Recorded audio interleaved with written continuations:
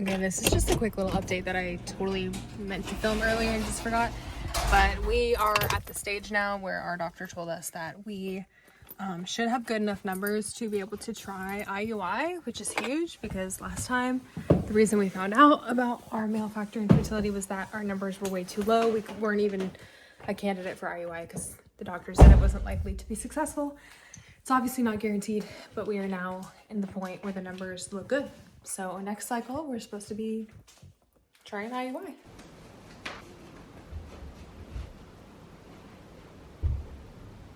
Dear Lord, we just pray and ask for your blessing and your help today. Amen. We are at IVF Phoenix now, which is our doctor, and today is IUI 1 day, which is crazy. So hopefully I've updated everything up until this point, but in case I haven't, we are almost at 4 years of our infertility journey now. I don't know, it's like 3, almost 4, somewhere in that range. Yeah, we basically just found out this summer that we had male factor infertility, like the end of the summer, which is frustrating for a lot of reasons because I personally think it was missed. Well, I know it was missed by previous doctors. And then they kept testing me, which they probably would have done anyway, but nothing was coming up for me. And then we finally found this new doctor because they wanted to just keep testing me, and I'm like, nothing's coming up, like there has to be something else. So we went to a new doctor and started all over with them. IVF Phoenix is where we're at now, in Scottsdale, Arizona. They do IVF here, so I was like, well, if we get to the point of having to do IVF, at least we could just stay with one doctor. And so yeah, we started here, and then they kind of like restarted all the testing and everything, and then found out we had male factor infertility. So best case scenario, we were like, well, this is just the medicine, and it's just like, it's basically a issue with hormones, Garrett's hormones, which is really common. Male factor infertility is really common, and it's not talked about enough, which is really frustrating because it's actually like the cheapest infertility to treat, because usually it's just a factor of like hormones and some medication, and then it can like level out their hormones, which levels out all the other levels of everything that needs to happen. The last few months he has been on medication to balance his hormones, which 30% chance, our doctor said it's a rule of thirds. 1/3 of men improve, 1/3 of men stay the same, 1/3 of men get worse. So that's a risk you have to take. At that time, IVF was our only option to conceive. Basically, we couldn't conceive naturally based on numbers. So then the medication, we were pray that it worked, and it worked, and Garrett's numbers improved and finally got to a point, they still could keep improving, he's still on the medication, but they got to a point where our doctor is comfortable doing an IUI, because before he's like, I wouldn't recommend it because it's not, I mean, honestly, success rates of IUIs are really low in general. But he has like a minimum number of where your numbers need to be at for him to even perform one ethically, he says, because he's like, otherwise it's pretty much like gonna fail. Until you're at this certain number, then you actually have like a decent chance of it succeeding. So we hit that number, and he was like, you guys are clear to do IUI if you'd like. So we're doing that this cycle.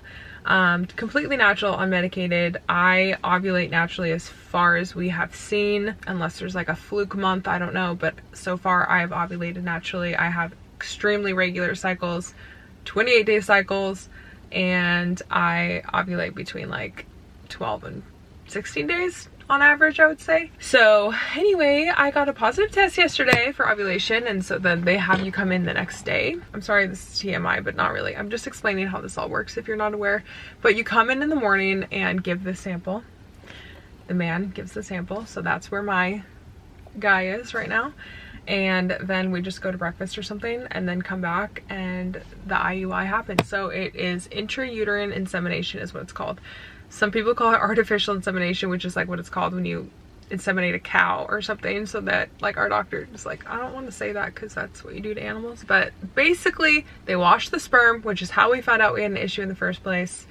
They take out all the bad ones, and they just put the good ones straight into your uterus. So they're not having to naturally travel from like vaginal to your uterus as they would like naturally in a natural pregnancy that happens.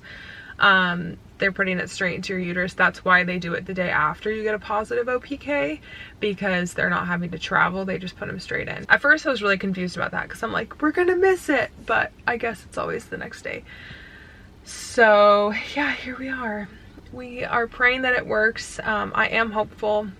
I know the success rates are not huge, and a lot of times with IUIs people have to do multiple of them, and I think they generally, statistically, the third or fourth one is most likely to work. I don't know why. I just feel like it's the more times you try, of course, you have more chances.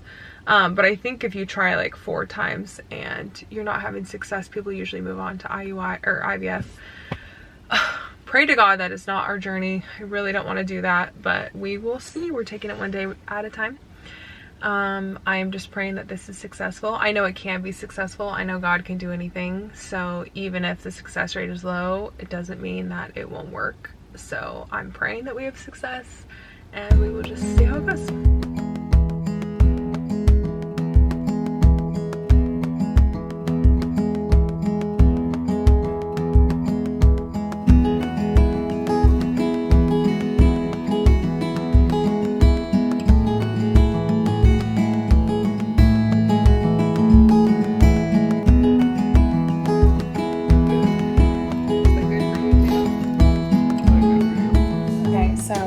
Quick minute. We were about to have some friends over for like a little Christmas party, hence my little sweater. But it is 4 days past IUI, whatever, post-ovulation, post-IUI. And I have been cramping ever since it happened, but I know that that is a normal symptom after IUI. I think just like them going in there and stuff, I've been really bloated, like painfully bloated and crampy. But today is day 4, and I've been cramping all day, and it's way too early for my period, so I don't know what that means, but just thought I would document it.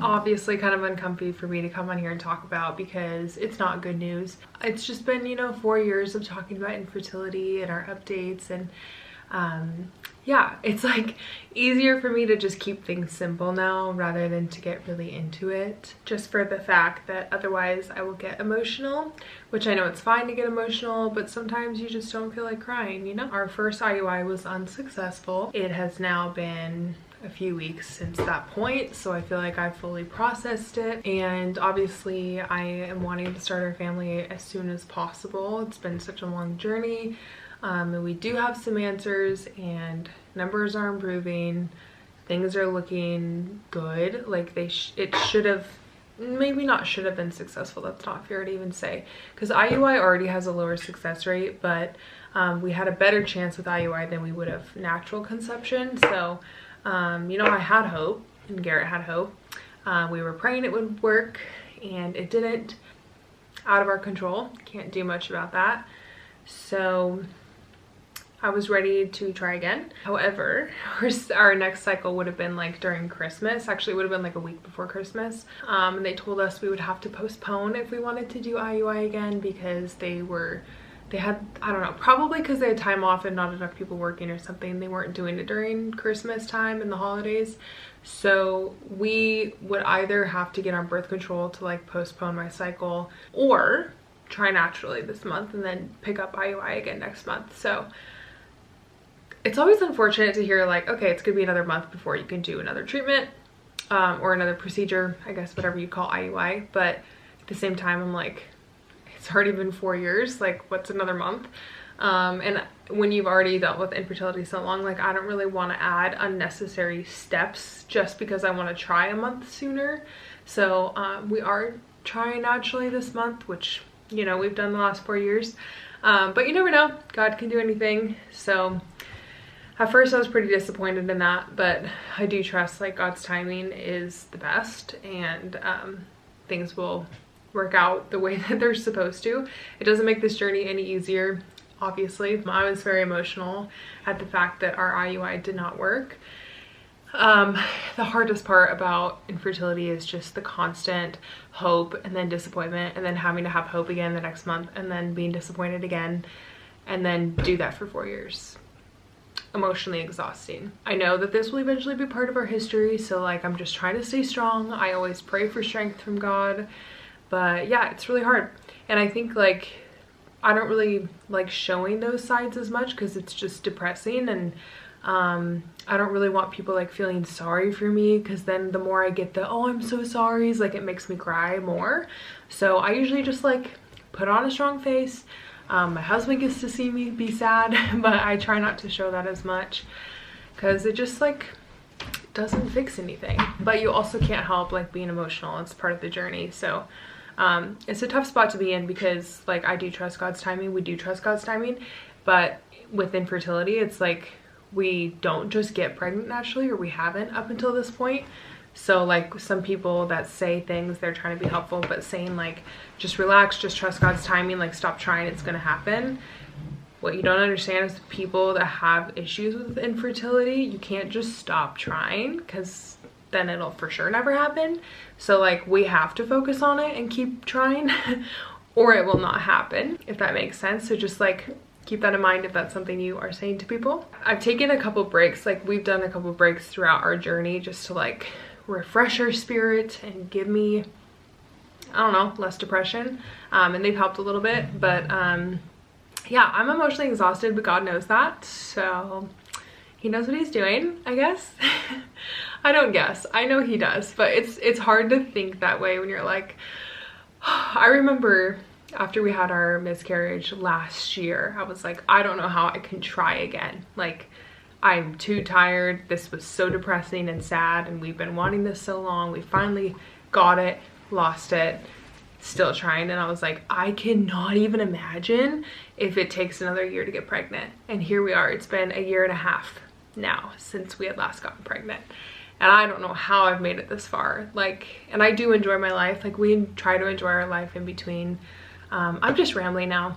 I don't know. Infertility is a weird thing. Point is, our first IUI did not work, and disappointing, but you know, we're doing what we can, and that's all we can do, and just praying that, you know, we get our successful pregnancy sometime soon, whenever God's timing is what he wants it to be. Sooner than later would be nice, because I'm ready. Have been ready for a long time. We will see. So anyway, we're having to take a break just because I didn't want to do the birth control thing. I was like, I'd rather just wait, and then we're gonna try IUI again next year. And that's where we're at. So wish us luck. Actually, don't wish us luck. Give us prayers that everything will be successful and that we will get a miracle. And yeah, that's where we're at. All right, bye.